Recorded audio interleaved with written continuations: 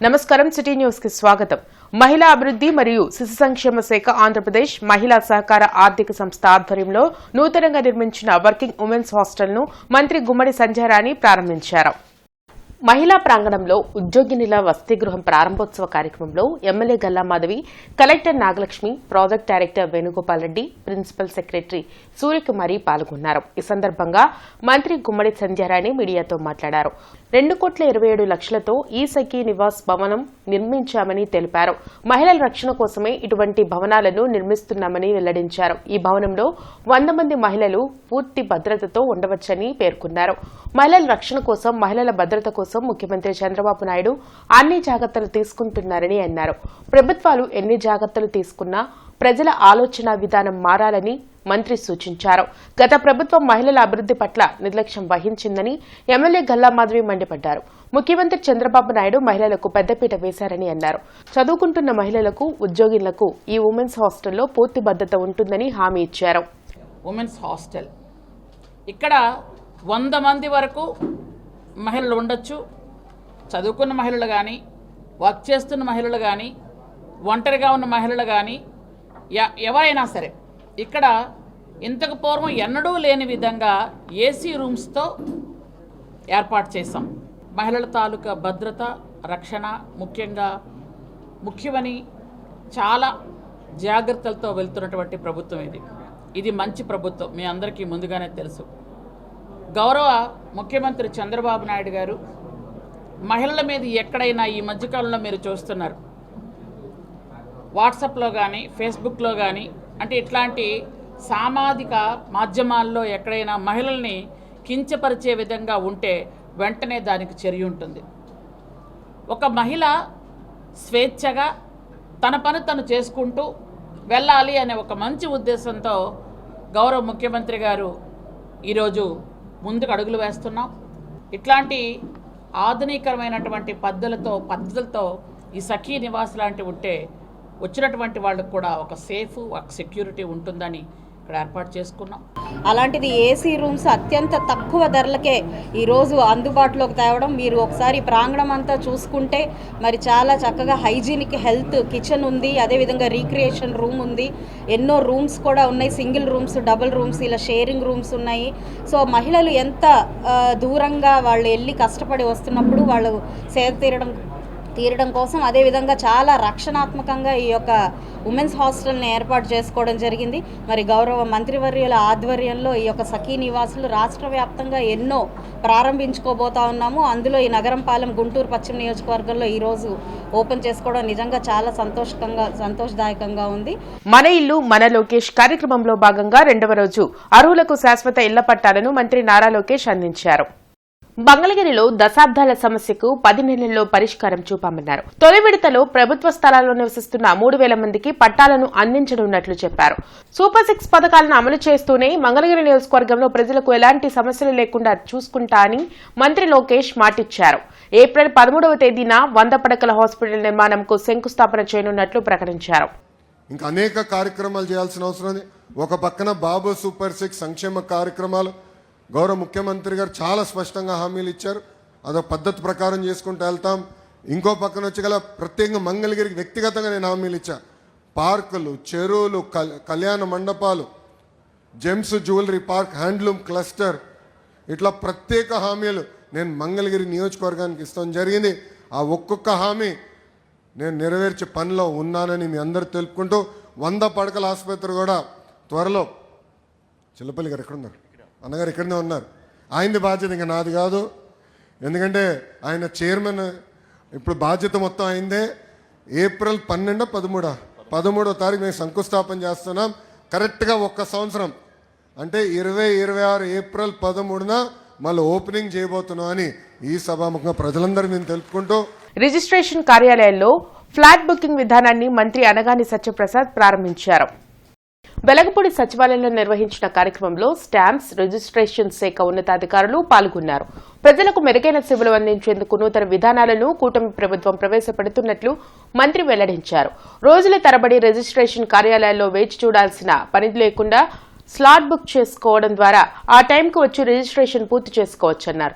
అభివృద్ధి కోసం నాలా చట్టాన్ని కూడా సీఎం చంద్రబాబు రద్దు చేశారని అనగాని తెలిపారు.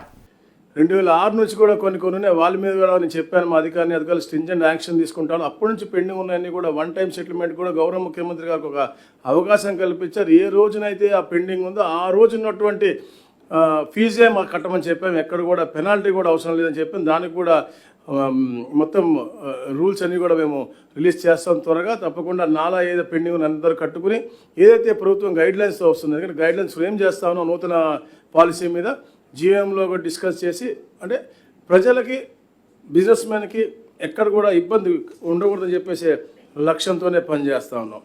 అలాగే ముఖ్యంగా ఎమ్మెల్సీ ఆలపాటి రాజా జన్మదిన వేడుకలు ఘనంగా జరిగాయి. లక్ష్మీపురంలోని ఎమ్మెల్సీ కార్యాలయంలో నిర్వహించిన వేడుకల్లో ఎమ్మెల్యే నక్కానందబాబుతో పాటు కూటమి నేతలు కోవెలమూడి నాని, మద్దిరాల మాని, చందు సాంబశివరావు, యాగంటి సుధాకర్, ముత్తినేని రాజేష్, బుజ్జి, బాబు పాల్గొని ఆలపాటికి జన్మదిన శుభాకాంక్షలు తెలిపారు. ప్రజాసేవలో ఆలపాటి ముందుకు సాగాలని, ఉన్నత శిఖరాలు అధిరోహించాలని నేతలు ఆకాంక్షించారు.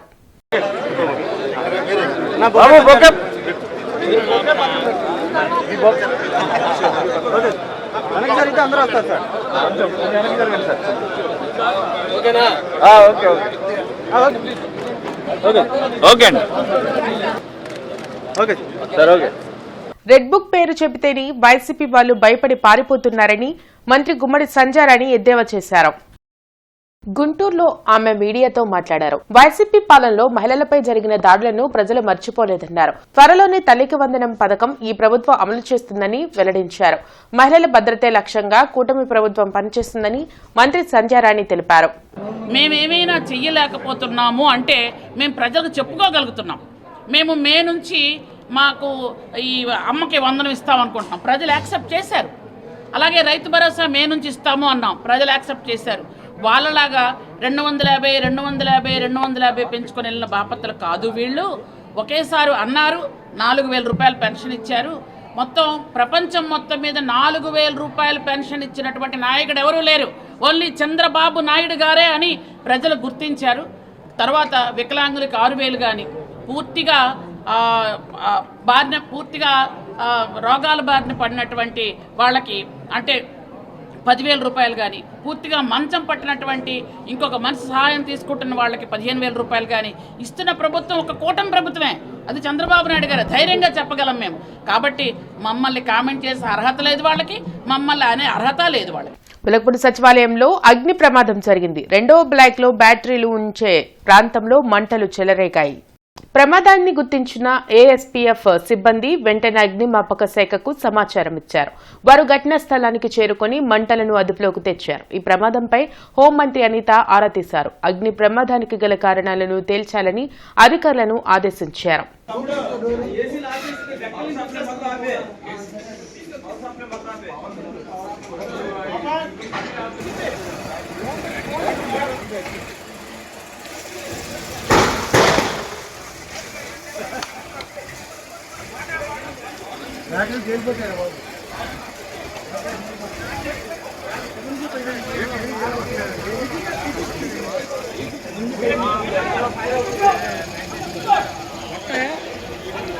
ఏడవ డివిజన్లో మేయర్ సజ్జీల అధికారులతో కలిసి పర్యటించారు.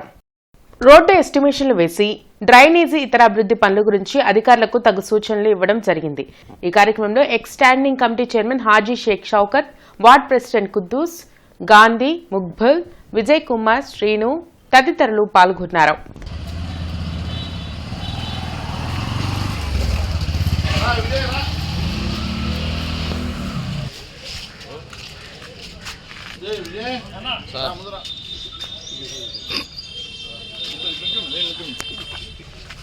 ఈ కిడ్స్ ఈ ఛాన్స్ గ్రాడ్యుయేషన్ డే వేడుకలు బృందావన గార్డెన్స్ లోని నారాయణ విద్యా సంస్థలో ఘనంగా నిర్వహించారు. ముఖ్య అతిథిగా ఏజీఎం జానకి రామిరెడ్డి పాల్గొన్నారు. 5వ తరగతి పూర్తి చేసుకుని 6వ తరగతిలోకి అడుగు పెడుతున్న విద్యార్థులకు గ్రాడ్యుయేషన్ డే సెలబ్రేషన్స్ నిర్వహించామని ప్రిన్సిపల్ టి ప్రమీలా కుమారి తెలిపారు. ఈ కార్యక్రమంలో R and D P Vani, V Aparna, Srinu, CH Rakesh, Sheikh Karimun staff పాల్గొన్నారు. ఇక్కడ మనకి మెయిన్గా 5th క్లాస్ పిల్లల్ని ఇంతవరకు కూడా ఏమంటాం అంటే చిన్నపిల్లలు అలాగానే ట్రీట్ చేస్తూ ఉంటాం. 6th క్లాస్కి వచ్చేటప్పటికి వాళ్ళకి బరువు బాధ్యతలు పెరగటం అంటే సబ్జెక్టు పరంగా మనకి ఇంక్రీజ్ అవుతూ ఉంటుందండి. 5th క్లాస్ మ్యాథ్స్కి వచ్చేటప్పటికి ఒక సబ్జెక్టు ఒక పీరియడ్ అనేది జరుగుతుంది అబాకస్తో పాటుగా. నెక్స్ట్ ఇక్కడ 6th క్లాస్కి వచ్చేటప్పటికి 2 మ్యాథ్స్ పీరియడ్స్ జరుగుతాయండి.